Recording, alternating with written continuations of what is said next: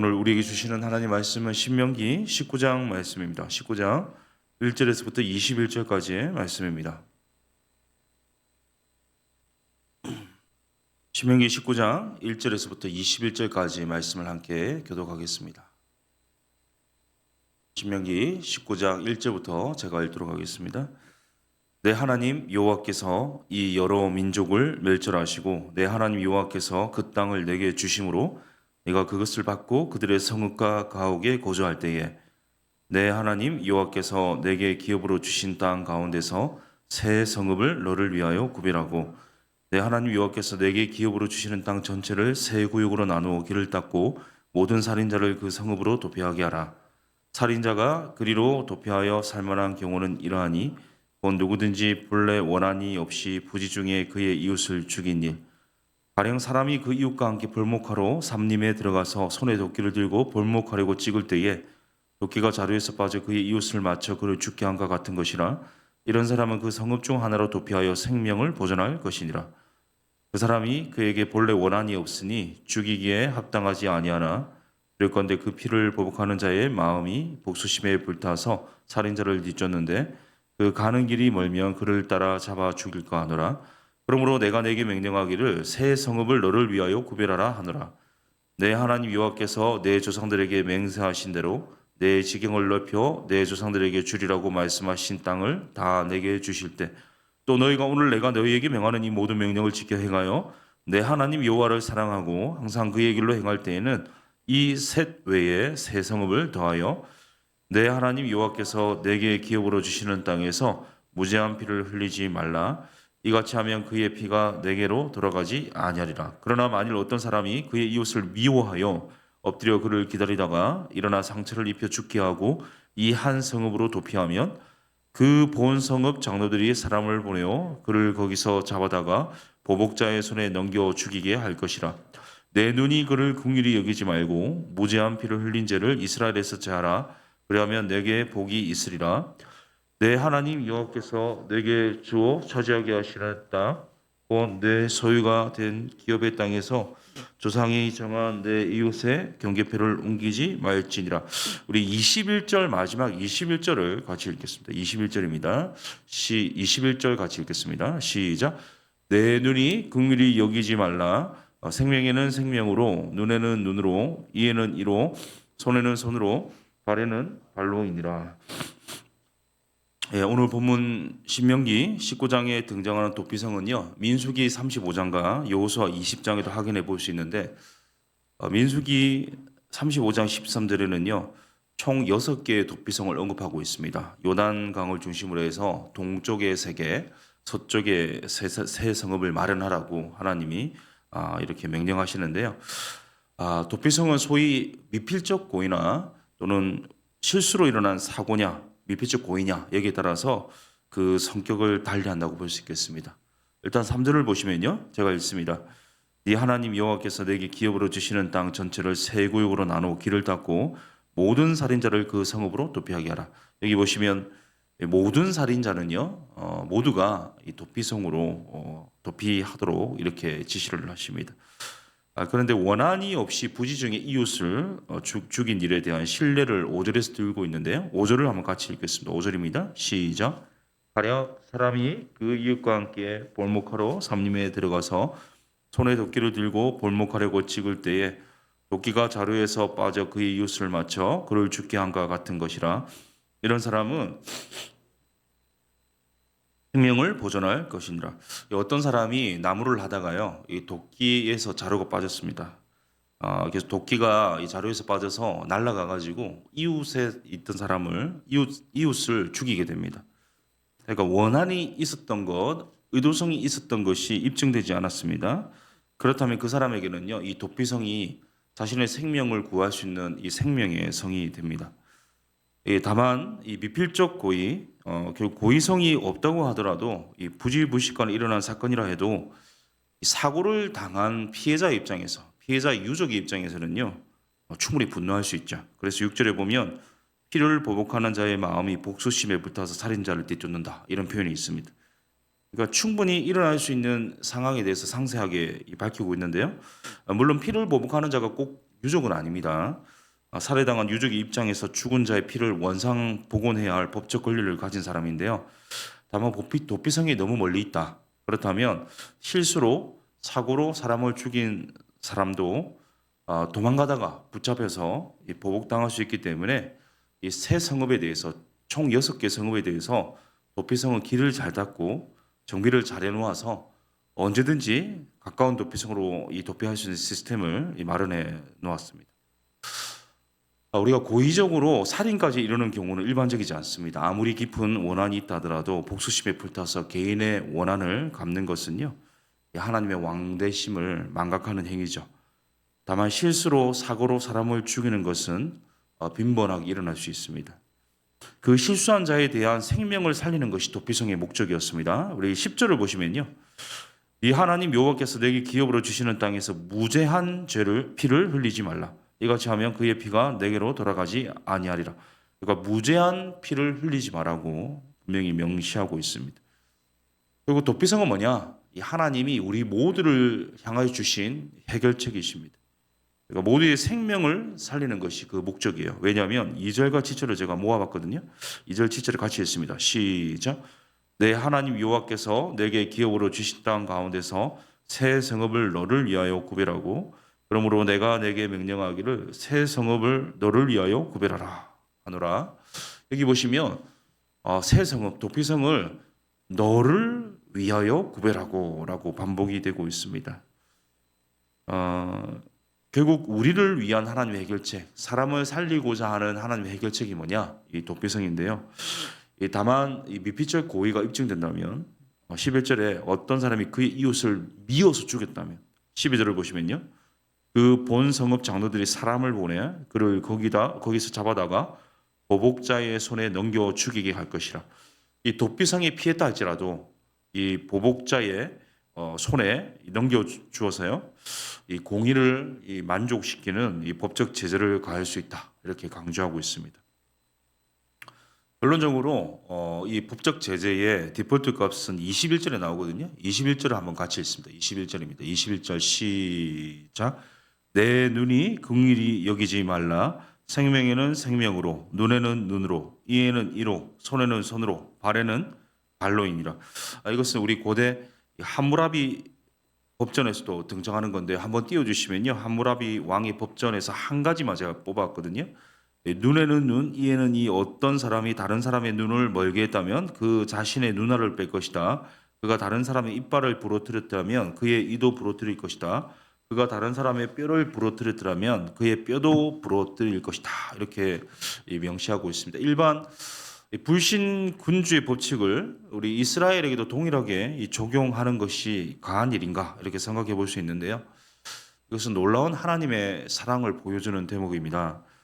왜냐하면 피해자 가족, 유족의 입장에서는요, 분노가 촉발될 수밖에 없거든요. 피해를 당했을 때. 그러다면 이 분노라는 감정에 매몰되어 가지고 심각한 이 복수를 행할 수 있습니다. 그러니까 받은 것보다 더 이상의 더 심한 복수를 할 수 있는 거죠. 당한 만큼 보복하는 이 하무라비 법전에 나오는 것과 우리 하나님께서 명시하신 이 율법은요. 어쩌면 피해자 가족, 유족 입장에서는 부당하거나 억울할 수는 있지만 그 피해자 가족이, 유족이 피의자가 되지 않도록 또 다른 범죄를 양산시키지 않도록 하는 하나님의 은혜의 기준이었다는 사실입니다.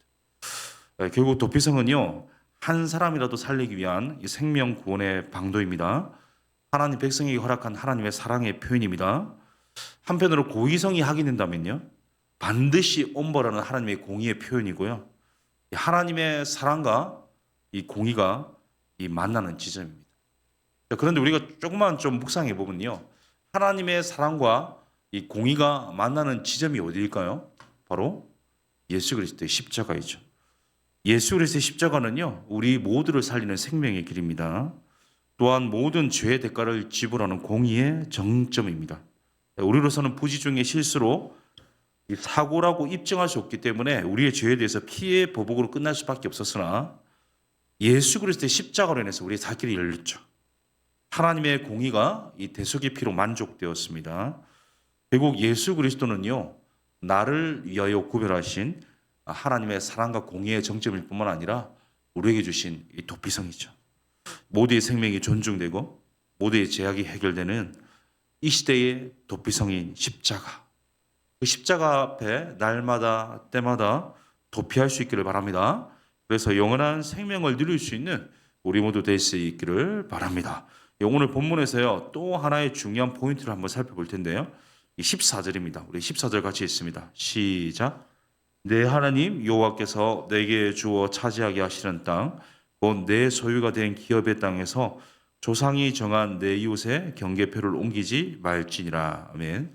이 고대 중동 사회에서요, 이 경계표는 그 사람의 이 땅의 경계를 알려주는 그런 표식이었습니다. 이 경계석을 옮기지 말라. 이것은 이 개인의 주거 환경, 이 생활, 이 터전을 보호해주기 위한 하나님의 이 방법이거든요. 사실 모든 율법은요 십계명과 연결되어 있습니다. 앞서 언급한 도피성 관련 내용도 십계명을 지킬 것을 요구하고 있습니다. 우리가 잘 아시다시피 1계명부터 4계명까지는 대신 관계라 해서 하나님과의 관계에 관한 것이고요. 우리 5계명부터 10계명까지는 대인 관계라 해서 사람과 사람 서로 상호간에 어떤 지켜야 될 부분인데요. 6계명이 살인하지 말라죠. 도피성 관련 내용은요 6계명의 확장이라고 볼 수 있겠습니다. 14절의 경계표는 그럼 뭘까요? 8계명과 10계명과 관련되어 있습니다. 8계명이 뭐죠? 도둑질하지 말라. 10계명은요 내 이웃의 것을 탐내지 말라. 당시 이 경계석을 지키지 못하는 사람, 지켜내지 못하는 사람들이 있었습니다. 사회적 약자라고 할 수 있는 이 가부들, 이 고아들이 이런 사람들인데 소위 말하는 사회적인 이 비주류인 사람들입니다. 이 고아와 이 가부들로부터요 생계와 권리를 박탈시키는 경계석을 옮기는 것을 자행했던 것이 당시 이 주류층 사람들입니다. 이사야서 5장 8절과 호세아 5장 10절에 보면요 이스라엘의 부유층의 행위를 고발하고 있습니다. 이사야와 호세아가 고아와 가부를 몰아내고 그들의 땅을 차지하는 장면을 확인해 볼 수 있거든요. 곧 경계석 규정은요 이웃과의 바른 관계를 통해서 나 홀로 잘 사는 것이 아니라 그리스도를 머리로 모시고 우리가 함께 잘 살아가는 공동체가 되어야 된다는 것을 강조하고 있습니다. 사랑하는 성도님 여러분, 오늘 본문의 명령들은요 이 그리스도인으로서 쉽게 순종할 수 있는 부분은 아닙니다. 종종 우리 주변에 불의의 사고들이 일어나고 사랑하는 사람들이 죽는 고통을 겪는 분들이 있습니다. 이 사랑하는 사람들을 잃게 되었을 때 그 가해자에 대해서 미움을 품고 또 복수심에 불타는 것이 이 자연스러운 일입니다. 하지만요 성경은 오늘 우리에게 명령하고 있듯이 직접 보복을 허락하지 않습니다. 이 공의의 판단과 시행의 기준은 하나님밖에 없다라고 우리에게 명시하고 있습니다. 다만 우리가 지켜야 될 것은 하나님이 우리의 피난처시고 우리의 힘이 되시고 우리를 사랑하시고 염려하시기 때문에 인생의 가장 고통스러운 괴로운 상황에서도 우리를 돌봐주시고 결국에는 끝끝내는 하나님께서 이 모든 것들을 원수 갚아주실 것이다. 선한 길로 인도하실 것이다는 믿음을 간직해야 되겠습니다. 오늘도 혹시나 의도하진 않았지만 우리에게 실수한 사람들이 있을 수 있거든요. 살인까지는 아니지만 우리 가운데 실수해서 우리에게 마음의 상처를 주거나 어려움을 준 분들이 있을 수 있습니다. 또는 자기 스스로 자기 것을 지키지 못하는 약자들이 주변에 있을 수도 있습니다. 오늘 그런 실수한 사람들, 약자들을 향해서 그리스도의 십자가의 사랑을 건넬 수 있기를 원합니다. 이 말처럼 쉽지 않지만 하나님께서 가장 최선의 길을 열어주신다는 믿음으로 오늘 이 말씀대로 힘들고 어렵지만 순종할 수 있는 결단이 있을 수 있기를 예수님의 이름으로 축복합니다. 우리 함께 기도하겠습니다. 우리 야고보서 1장 27절의 말씀은요. 하나님 아버지 앞에서 정결하고 더러움이 없는 경건은 곧 고아와 가부를 그 환난 중에 돌보고 자기를 지켜 세속에 물들지 아니하는 그것이다. 이렇게 선언해 주고 있습니다.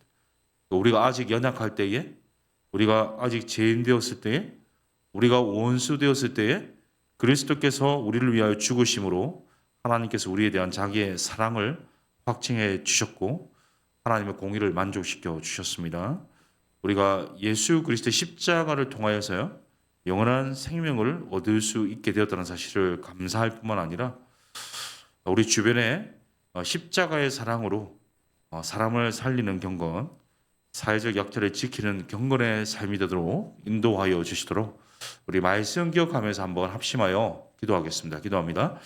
살아계신 하나님 아버지, 이 아침에 또 말씀을 통하여 하나님 우리에게 도피성을 허락해 주셨는데 하나님의 공의와 하나님의 정의가 만나는 이 예수 그리스도의 십자가를 통하여서 우리를 살리기 위하여서 너를 위해 구별하고 지은 십자가다 이렇게 말씀해 주셨습니다. 나를 위한 십자가입니다. 하나님, 내가 가장 수혜를 입었습니다.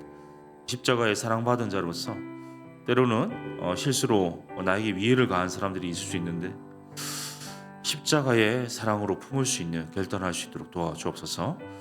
우리 주변에 스스로 자기를 지켜내지 못하는 사람들이 참 많습니다.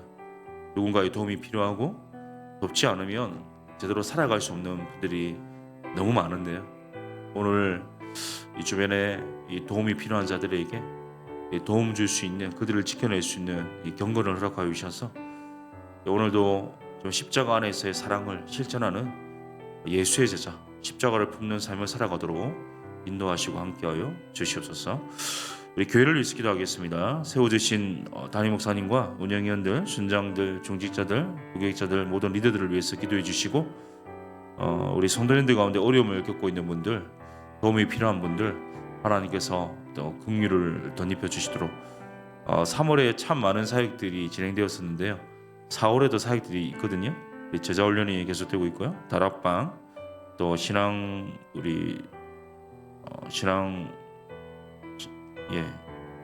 신앙 공부, 우리 새가족 강의, 이웃사랑부 세미나, 그루터기 모임, 교회 카페 오픈 등 여러 가지 사역들이 있습니다. 이 모든 가정을 통하여서 모일 때마다 만날 때마다 하나님 은혜를 덧입혀 주시고 우리 교회의 모든 사역을 통하여서 하나님께서 영광 받으시는 시대적 사명을 감당할 수 있게 하여 주시도록 이 세워주신 리더들, 또 우리 모두 성도님들, 우리 교회 사역을 위해서 기도하신 후에 우리 개인 기도하시고 돌아가도록 하겠습니다. 기도하겠습니다. 살아계신 하나님 감사합니다. 이 아침에도 또 우리를 세우셨습니다. 또 부르신 하나님께서 또 교회로 살아라고 더 사랑교회로 불러주셨는데 오늘 하나님 이 교회됨에 이 온전한 헌신과 순종이 있기를 원합니다. 하나님 모든 사역들 가운데 주님께서 간섭하여 주옵시고 하나님께서 또 일하여 주시고 행하여 주셔서 정말 오직 주님께서 또 붙들어 주심으로 모든 어떤 리더들이 정말 주님 기뻐하시는 정말 하나님 자리에 있을 수 있도록 도와주옵시고 우리 성도님들 한 분 한 분 찾아가 주셔서 그들의 아픔과 그들의 어려움 또 그들의 고통 가운데 하나님께 찾아가 주셔서 회복해 주시고 역사하여 주시옵소서. 특별히 하나님 우리 교회 사역들이 있습니다. 우리 다락방과 또 우리 신앙 강좌와 또 새가족 공부와 여러 가지 사역들이 준비되어 있는데 모든 사역들 가운데 하나님께서 함께하여 주셔서 임재하여 주셔서 은혜를 덧입혀 주시고 모일 때마다 만날 때마다 하나님 주시는 이 기쁨 가운데 다시 한번 우리가 열정적으로 주님이 사모하는 시대적 사명 감당하는 더 사랑교회가 될 수 있도록 역사하여 주옵소서. 이 아침에 우리에게 좀 필요한 것들로 공급하여 주십시오. 건강을 주시고요. 또 하나님 능력을 덧입혀 주시고 또 명철을 주시고 지혜를 주시고 또한 열정을 주시고 하나님 기뻐하시는 순종이 있을 수 있기를 원하오니 오늘도 우리의 삶을 지켜주시고 선하게 인도하시고 붙잡아 주시옵소서. 우리가 부르짖는 간구와 얘네 부르짖음과 탄식에도 신실하게 응답하여 주실 것을 확신합니다. 주님 역사하여 주옵소서.